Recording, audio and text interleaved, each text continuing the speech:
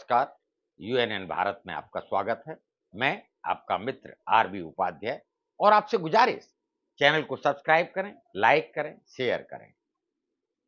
आज आज हम बात करेंगे हिमाचल प्रदेश का चुनाव, चुनाव आयोग, चुनाव के मुद्दे और संभावना। मैं देख रहा हूं घमासान मचा हुआ है हिमाचल के अंदर, चाहे हिमाचल हो या गुजरात हो। लेकिन पहले हम बात करेंगे हिमाचल की। जब से बीजेपी ने अपनी लिस्ट जारी की है, जिन एमएलए के टिकट कटे हैं, लगभग 11 एमएलए को टिकट काटा गया। 2 मंत्रियों के जो चुनाव क्षेत्र थे वो बदल दिए गए। हिमाचल, वो हिमाचल जहां सेब के बागान हैं, किसान हैं, और जहां तक सेब की बात करें, अडानी चर्चित नाम। पहले साल 1-2 साल उन्होंने ठीक पैसे दिए, सेब खरीदे। सरकारी खरीद जो होती थी वो बंद कर दी गई। आज औने पौने दामों में किसानों का सेब खरीद रहे हैं, मनमाने रेट पर, और किसान अपने आप को ठगा महसूस कर रहा है। वो हिमाचल प्रदेश की देवभूमि, वहां से जो पिक्चर निकल कर आ रही है, जब से बीजेपी ने लिस्ट जारी की, घमासान जारी है।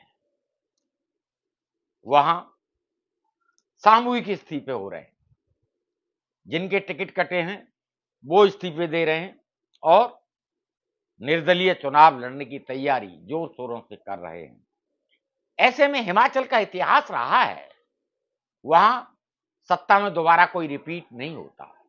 5 साल बाद सत्ता बदल जाती है। 5 साल बीजेपी, 5 साल कांग्रेस, 5 साल बीजेपी, 5 साल कांग्रेस। वहीं अब एक नया किरदार हिमाचल में, आम आदमी पार्टी।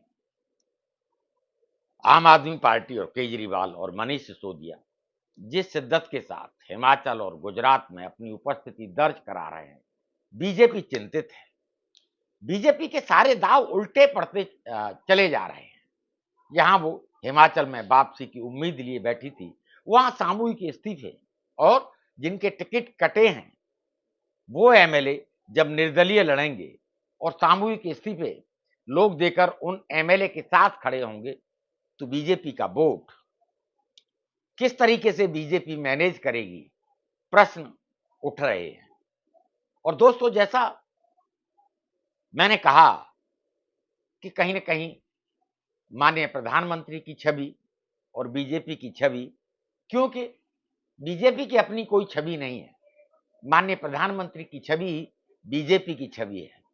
और जब वो डेंट हो रही है, कहीं न कहीं जिस तरीके से लोग मजाक बना रहे हैं, सोशल मीडिया पर उनके पुराने भाषणों के टेप जारी हो रहे हैं, जहां वो डॉलर का मूल्य गिरता है तो कहते हैं भारत की साख गिर जाती है। वहीं डॉलर, आप सब जानते हैं, 83 रुपए के आसपास डॉलर चल रहा है। अब रुपया रसातल में जा रहा है। ऐसे में माननीय प्रधानमंत्री का डॉलर के ऊपर या रुपए के अवमूल्यन पर न बोलना प्रश्न चिन्ह खड़े करता है। और जहां गैस सिलेंडर को लेकर स्मृति ईरानी धरना प्रदर्शन करती थी, आज वो चुप हैं, प्रश्न वहां भी उठ रहे हैं। लोग पूछ रहे हैं, कहां है स्मृति ईरानी जी? 400 साढ़े 400 का सिलेंडर 1100 का हो गया। महंगाई बहुत बड़ा मुद्दा इस इलेक्शन में है, और मैं नहीं समझता हूं बीजेपी बैकफुट पर है। बीजेपी कोई जवाब नहीं दे पा रही है। ऐसे में प्रश्न उठना स्वाभाविक है। पहले जहां कांग्रेस को घेरा जाता था, कहा जाता था कि भाई यहां अध्यक्ष का पद एक ही परिवार के पास रहेगा। कांग्रेस ने मेकओवर किया है, मुझे कहने में कोई अतिशयोक्ति नहीं है। और जिस तरीके से खड़गे का नामांकन होना, चुनाव होना और वोटिंग होना, वोटों की गिनती होना, परिणाम घोषित होना, बीजेपी में कभी हुआ है? लोग पूछ रहे हैं। लोकतंत्र में जो पार्टियां हैं, अपना अंदरूनी लोकतंत्र नहीं बचा पा रही हैं। वहां जहां कांग्रेस को कटघरे में खड़ा किया जाता था, अब कांग्रेस उससे उभर चुकी है।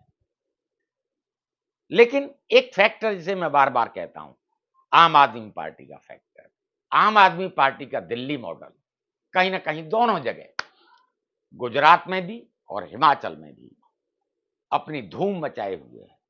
लोगों को उम्मीदें हैं, आशाएं हैं, और जिस तरीके से आक्रामक प्रचार हो रहा है, कहीं ना कहीं बीजेपी अपने आप को घिरा महसूस कर रही है। अभी तक का जो परिदृश्य है उसमें हिमाचल में संभावनाएं बीजेपी की खत्म होती नजर आ रही हैं, जहां वापसी की उम्मीद कर रहे थे।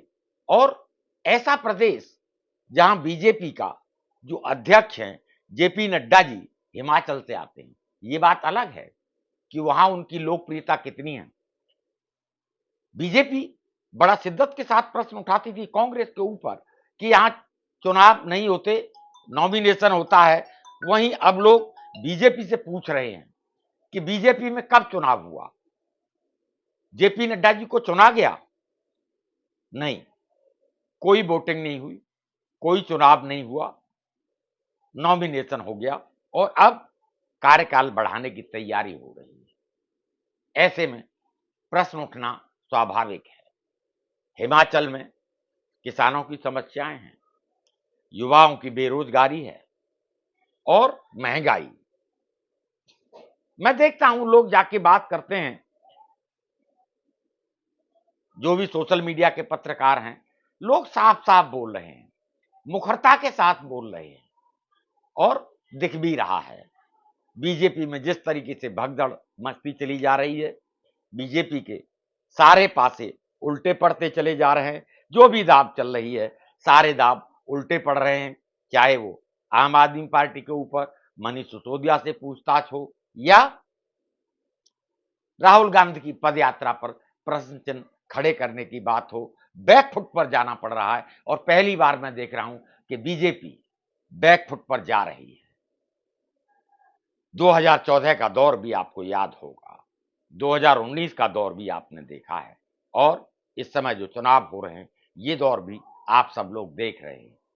क्या हो रहा है? बीजेपी एकदम बैकफुट पर है। कहीं कोई मुझे नहीं लग रहा कि संभावनाएं संभावनाएं क्षीण होती नजर आ रही हैं, इसीलिए क्योंकि बीजेपी को बार बार बैकफुट पर जाना पड़ रहा है। ऐसे में हिमाचल का जो इलेक्शन है, चुनाव आयोग पर भी प्रश्न उठ रहे हैं, लोग पूछ रहे हैं।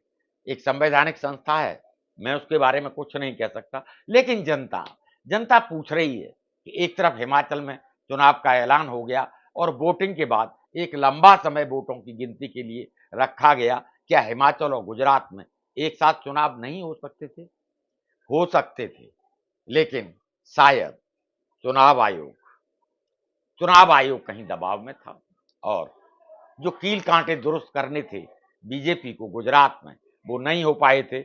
बहुत सारी घोषणाएं नहीं हो पाई थी, बहुत सारे उद्घाटन करने थे, यानी बीजेपी तैयार नहीं थी, इसलिए इलेक्शन को थोड़ा डिले किया गया, ऐसा लोगों का कहना है। क्योंकि अगर इलेक्शन डिक्लेयर हो जाएगा, आचार संहिता लागू हो जाएगी, तो फिर उद्घाटन करना और इस तरह के आयोजन करना, इन सब पर जो खर्चा होगा वो पार्टी के खर्चे में आएगा। इस समय सरकार दोनों जगह, हिमाचल में भी और गुजरात में भी बीजेपी की है। अब जो खर्चे हो रहे हैं, जो भी शिलान्यास हो रहे हैं, वो सारे खर्चे राज्य के कोष से जाएंगे, उस राज्य के पैसे में से वो खर्च हो रहा है। ऐसे में प्रश्न उठना स्वाभाविक है और इलेक्शन कोई बहुत ज्यादा दूर नहीं है। बीजेपी के सामने बहुत सारी चुनौतियां हैं। आम आदमी मजबूती के साथ आगे बढ़ रही है अपने दिल्ली मॉडल को ले जाकर, और दिल्ली मॉडल पर लोगों का विश्वास दिख रहा है। आगे वोट में कितना तब्दील होगा ये समय बताएगा, लेकिन मुकाबला दिलचस्प हो रहा है। आगे आप क्या राय रखते हैं? कमेंट्स बॉक्स में जाकर कमेंट्स करें, हमें आपके कमेंट्स का इंतजार रहता है। आपके कमेंट्स हमारा मार्गदर्शन करते हैं। और पुनः गुजारिश, चैनल को सब्सक्राइब करें, लाइक करें, शेयर करें। नमस्कार।